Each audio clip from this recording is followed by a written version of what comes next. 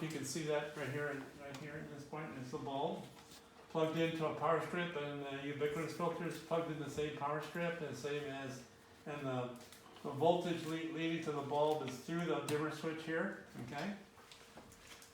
Right now the dimmer switch is off, so I'm gonna turn it on. Watch what happens.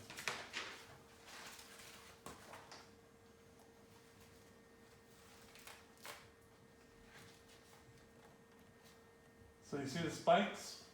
Yeah. It's all coming from the dimmer switch. It's worse at the midpoint than it is more reduced. More reduced is actually worse.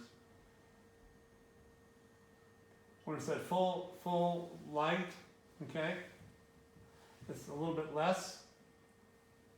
Can you see the flicker? Can you zoom in? Yeah, zoom in there. Can you point out with a pen, so I didn't notice? Somebody grab me a pen, please. Okay, fine. All right. That's better, thank you. Is that better? Thank you. All right, so I'm going to go from the lowest position, lowest dimming. So that's the most dim, okay? And these are the spikes that are from the switching circuit inside the bulb, inside the dimmer switch itself.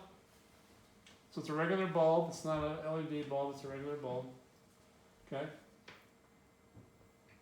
Plug in the Stetzer meter. You know, the caterpillar comes here. White one.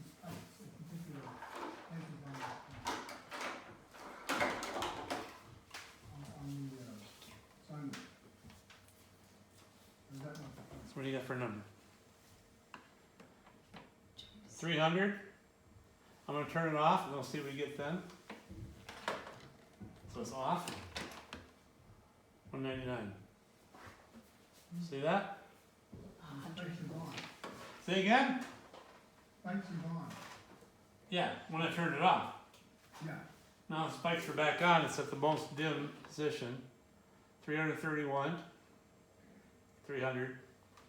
And Okay. do you want to explain why you have more at dimmer rather than full on? Just the circuit design.